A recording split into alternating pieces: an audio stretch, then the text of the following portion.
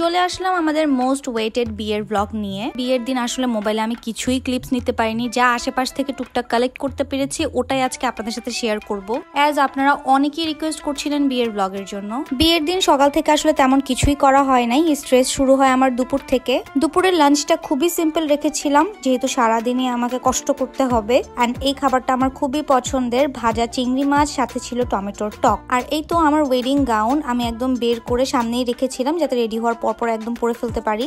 এই গাউনটা নিয়ে যে আমি কত কোয়েরিজ পেয়েছি, কোথা থেকে কিনেছি, কত টাকা পড়েছে, সো আজকে আমি আপনাদেরকে একটু ডিটেলসে বলে দেই। এটা আমি নিয়েছিলাম চট্টগ্রামের সানমার ওশান সিটি মার্কেটের 3 তলা থেকে। 3 তলার লিফটের বরাবর সামনে যে দোকানটা আছে ওই দোকানটা থেকে কিনেছিলাম, বাট আনফরচুনেটলি দোকানটার নাম আমি একদমই ভুলে গিয়েছি, অ্যাজ এটা একদম একটা র্যান্ডম দোকান। বিয়ের দিন আমার মেহেদির স্টেনটা মাশাআল্লাহ খুবই সুন্দর এসেছিল।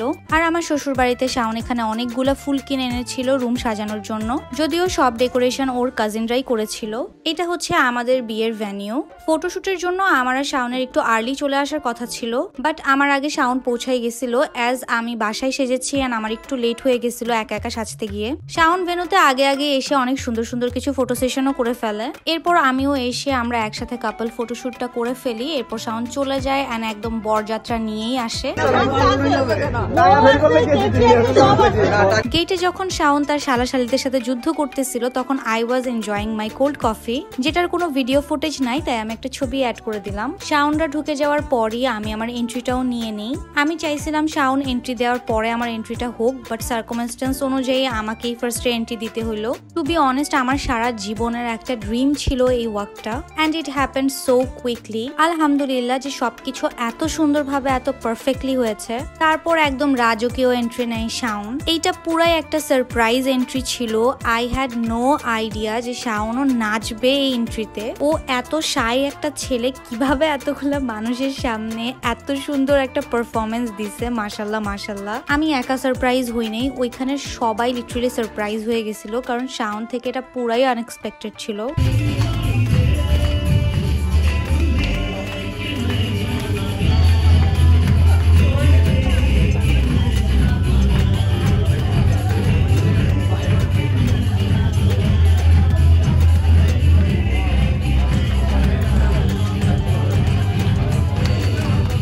তারপর একের পর এক ফ্যামিলির সাথে ফটো সেশন কমপ্লিট করে ফেলি, অ্যান্ড আমাদের মালা বদল, রিং বদল সবকিছু কমপ্লিট হয়ে যায়। যেহেতু এটা রেস্টুরেন্টে হয়েছিল প্রোগ্রামটা, তাই আমরা খুব তাড়াতাড়ির মধ্যেই শেষ করে দিয়েছিলাম।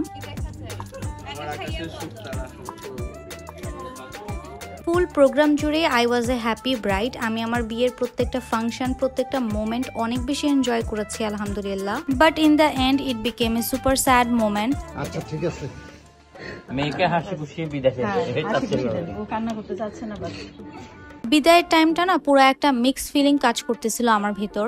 একদিকে আমি খুব হ্যাপি ছিলাম যে আমি শাওনের সাথে যাচ্ছি, ফাইনালি আমি মুভ অন করতেছি শাওনের সাথে, এন্ড আরেকদিকে স্যাড লাগতেছিল যে আমি আমার ফুল ফ্যামিলিকে ছেড়ে চলে আসতেছি। বাট এটা একটা আনএক্সপ্লেইনেবল ফিলিং, যেটা আমি কখনোই কাউকে বলে বুঝাতেই পারবো না। যাই হোক, শ্বশুর বাড়ি মানে আমার বাসায় গিয়ে আমি আরেকটা সারপ্রাইজ পাই। ওরা আমার জন্য ফুলের তোড়া, শরবত নিয়ে দাঁড়াই ছিল।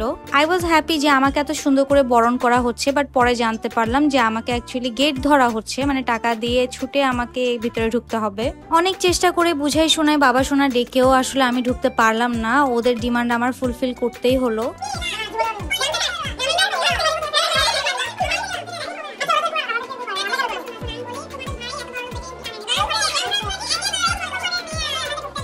আমাদের জন্য আমি ফকির হয়ে গেলাম।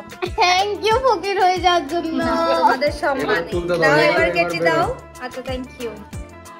অনেক কষ্টের পর ফাইনালি ওরা আমাকে বরণ করেই নিল। এন্ড এই তো এটা হলো আমার শাওনের রুম, যেটা অনেক সুন্দর করে ডেকোরেশন করেছিল ওর কাজিনরা। বাসায় ঢোকার পর আমার দেবর আর ননদরা আমাকে আবার ফুলের মালা দিয়ে বরণ করে নিচ্ছিল। এরপর ফ্রেশ হয়ে আমরা সবাই মিলে উনো খেলতেছিলাম লিটারেলি। তখন রাত্রের মনে হয় 3টা নাকি 4টা বাজে। এই ছিল আমাদের ফুল বিয়ের প্রোগ্রাম। চেষ্টা করেছি আপনাদেরকে সবকিছুই দেখানোর, আশা করি আপনাদের ভালো লেগেছে। সো আজকে এই পর্যন্তই, আল্লাহ হাফেজ।